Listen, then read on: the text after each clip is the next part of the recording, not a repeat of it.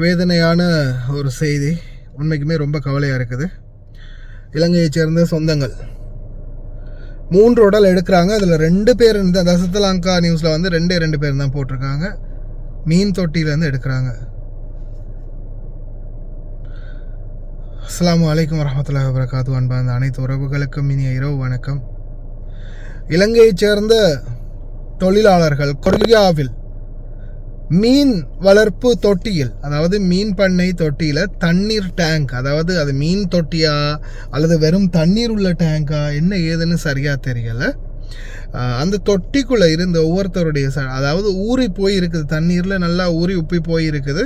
நான் நினைக்கிறேன் சாதாரணமாக ஒரு நாள் அல்லது 2 நாள் அந்த உடலில் இருக்கக்கூடிய தோற்றங்களை பார்க்கும்போது ஒரு 2 நாள் மாதிரி இருக்குது. உடலை போட முடியலை, முகங்களையும் போட முடியலை. நான் வந்து அந்த தப்மெயிலில் நான் எடிட் பண்ணியிருக்கிறத காட்டுறேன். மற்ற வீடியோஸை வந்து நான் அட்டாச் பண்ணியிருக்கிறேன், பாருங்கள். இந்த கண்டெய்னர் பாக்ஸ், அதாவது அவங்க இறக்கக்கூடியது பார்த்திங்கன்னா பெரிய கண்டெய்னர் பாக்ஸில் இருந்து தான் இறக்குறாங்க. கண்டெய்னர் பாக்ஸ் மாதிரி இருக்குது. அவங்களுடைய ஆடைகள் பார்த்திங்கன்னா அப்படியே தான் இருக்குது. அந்த ஆடைகள்லாம் வந்து போட்ட மாதிரியே தான் இருக்குது. ஷூ, காலில் கிடக்கிற ஷூவை பாருங்கள். அந்த ஷூ, தண்ணீருக்குள்ளே நடக்கக்கூடிய ஷூ கூட அப்படியே தான் இருக்குது. இன்னொரு சகோதரர் அந்த உடம்பை வந்து பார்க்கும்போது அவருடைய உடம்புல வந்து அந்த இது இருந்துச்சு, முகத்தில் வந்து ஒரு இடத்துல இப்படி அந்த வெள்ளையாக பிடிச்சி போயிருந்துச்சு. கொரியாவில் நடந்த சம்பவம் அப்படின்னு சொல்கிறாங்க. இன்னும் சரியான தகவல் யார், எந்த ஊர் அப்படின்ற எந்த டீட்டெயில்ஸும், சரியான ஊர் பேர் எதுவுமே வரலை. இப்படி வராமல் இருக்கிற நியூஸுகளுக்காவது பிரச்சனை கம்மி. ஊர் பேர் சொன்னால் தான் 1000 பிரச்சனை. ஒரு சின்ன மிஸ்டேக் நடந்தாலும் அது கடைசியில் பெரிய அளவில் பாரதூரம் ஆகுது. ஆனால் இதுவங்களை பற்றின தகவல் எதுவும் இல்லை. கொரியாவில் சடலங்களாக மீட்டெடுக்கப்பட்ட இலங்கையர் அப்படின்னு தான் வீடியோ ஷேர் பண்ணியிருக்கிறாங்க. இது பற்றிய மேலதிக தகவல்கள் ஒன்றுமே, எந்த ஊர், அவங்களுடைய பேர் என்ன, எதுவுமே வெளி வரலை. தயவுசெய்து ரொம்ப கவனம் தொழிலாளர்களே. தன்னுடைய வேலைத்தலங்களில் முடிந்த வரைக்கும் கவனமாக வேலை செய்யுங்க.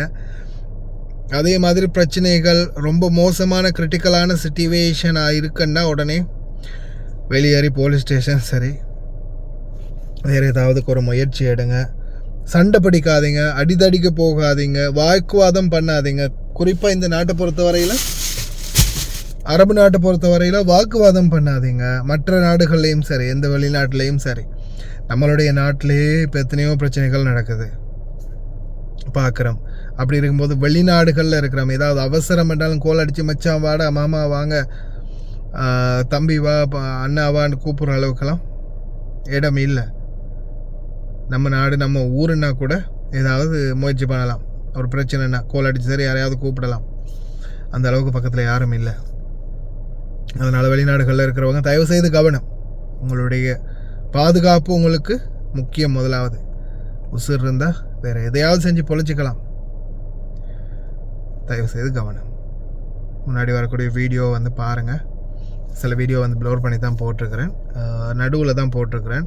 ஏன்னா இது பெருசாக போட முடியாது, நடுவில் தான் போட்டிருக்கிறேன். அந்த வீடியோ நீங்கள் யூடியூப்பில் ஜூம் பண்ணி பார்க்க முடியும். சரியா?